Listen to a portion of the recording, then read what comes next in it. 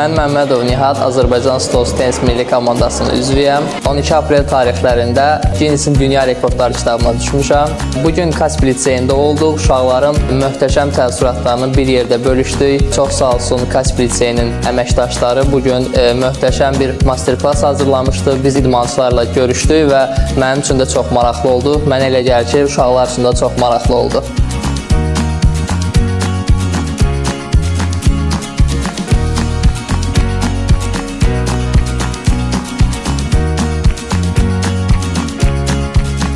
Bugün uşaqlarla görüşdük, onların təəssüratları mənə çox yaxşı hisslər bağışladı və onların bu təəssüratlarından sonra mənə elə gəlir ki, Kaspi liseyindən də mən onlara stimul olmuş olaram.